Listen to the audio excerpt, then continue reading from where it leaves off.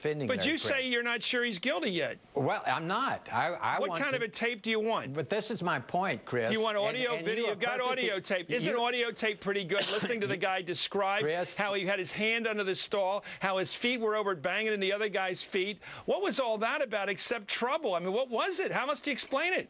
Well, let's find out. He admitted it all in the audio tape we just listened to. We're going to play it again. I mean, he pled guilty. Why would a guy who's innocent plead guilty? I'm asking you that. Will you let me answer? Sure. I mean, you just went through a diatribe. Let me answer. I let you go through the entire Motown list of every single of the hits of the Democratic humiliations of the last 20 years. Yeah. I did not get in your way, but go ahead. Well, I'm not going to try Larry Craig on your show. I'm not defending him. If he has been found guilty of what he's been accused of, then yeah, but I do know that the Republicans will do something about it. Right. I do know that if he were a Democrat, they would rally around him and they would not do something about it. I do know that the national media is incredibly biased against Republicans that's a charge which I've heard before, and I can understand why you make it. You make it a lot, and sometimes, you know, you have a case to make. Sometimes. David Vitter, accused, in fact, admitted to going to a prostitute. Apparently accusations of a lot of visits to prostitutes. You don't consider that. You consider the Republicans have really been lickety-split in dealing with that problem, right? Look, what have they done? Chris, Nothing. I respect you greatly because you are an honest liberal. I do not respect...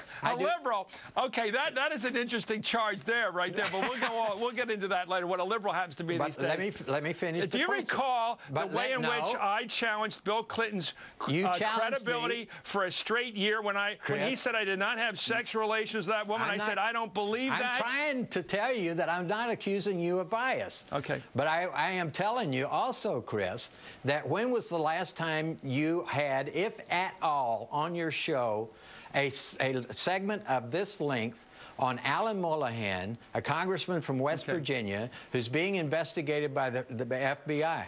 You know why we don't have police tapes? We don't have audio tapes that dropped into our hands just a moment before broadcast. I got to tell you something.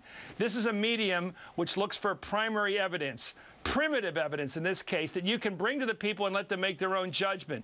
When those times come, when we let the people make their own judgment, we show the tapes. You know, and I think that's useful. And I have to tell you, to be honest with you, this is an amazing case. Here's a guy, Larry Craig, who comes across, I must say, even when I'm watching in these tapes now from the floor on C-SPAN, as this culturally conservative guy who goes home to his wife at night.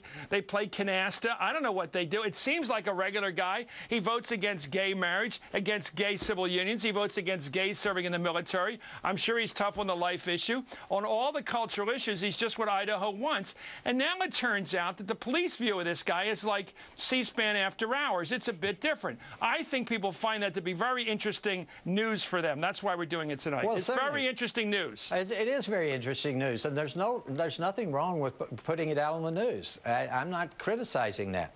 Well, let's do something one more time. I want to listen again to the first tape we showed tonight in what we call our cold open, Mr. DeLay, just so you can react to, because you say you think he may still be innocent. Let's listen to this first tape. No, I didn't say that, Chris. Don't put what did you say? I'm sorry. You said what? I said I'm not here to defend him. Okay. That is not fair, Chris, and you know it. Oh, I thought you said we didn't have all the truth yet. We don't have all the truth yet. What more would you want?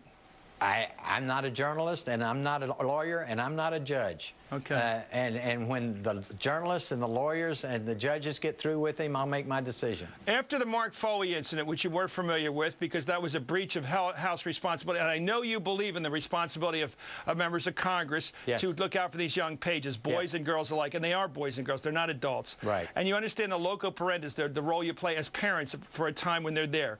Mark Foley got involved in that mess. Then David Vitter, it turns out, was another cultural conservative, a young, extremely high, what's he, an Ivy Leaguer? He's a Rhodes Scholar or something. This guy's had all the advantages in the world. It turns out he's had another part to his life down there in Louisiana. The papers down there have been jumping all over him. Are these relevant facts for a country that seems to have one debate after another about gay rights, about all kinds of cultural values questions? Chris, why does your party want to raise these issues if you can't defend the behavior of your members? Now, Chris, if you're going to be unbiased and objective, objective, let's talk about Senator Ted Kennedy. Right. Let's talk about Patrick Kennedy.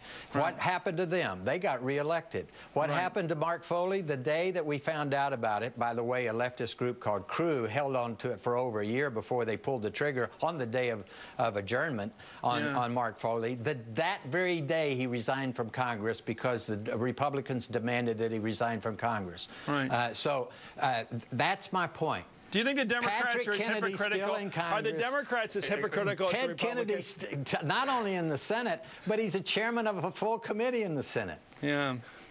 Do you think the Democrats are hypocritical, or are they just not perfect? Or they're not good guys? No. Isn't there a difference here about hypocrisy? A party that has the moral majority behind it, that brings people to vote in church buses, that goes to the churches of this country and says, vote Republican, and brings them to the polls because the cultural values of the Republican Party are the values of people that go to church on Sunday and lead good lives. Isn't that raise the bar for your party? No, Chris, I think it has to do with the lack of character in the Democrat Party. The character is shown by how you handle these situations. Yeah. And the Democrat Party evidently either approves of Ted Kennedy's behavior, or Patrick Kennedy's behavior, or Alcee Hastings' behavior, or they look the other way and reelect them. Yeah. On the other side, the character of the Republican Party is, we kick our guys out. You guys reelect yours. Well, maybe not my guys, but let me tell you. In other words, you're saying the Democrats believe in Christian forgiveness and the Republicans don't. No. If you want to go there, Chris, if you want to go there, a Christian first confesses the truth, then accepts the consequences of that, of those actions, asks for forgiveness of those closest to him, and promises never to do it again. Okay, let me bring a very important. During the Bill Clinton impeachment embarrassment, and whether he should have been impeached or not is an argument we'll have for 100 years. Whether he should have been kicked out of office, I think, is a hard argument to make, because he was elected twice. He would have never been impeached if he hadn't lied. If he had lied under oath. I lied under oath. Right. But during the course of the impeachment, your party in the House, and you're part of the leadership, was at least technically led by Newt Gingrich, who now has admitted he was carrying on a relationship with a young woman staffer at the very time he was at the head. Maybe he didn't want to be there, but he was at the head of the impeachment Congress. Doesn't that add a little layer of hypocrisy to this business? I think it's outrageous, to be honest with you. I didn't know that was going on, and when I found out about it, I was outraged.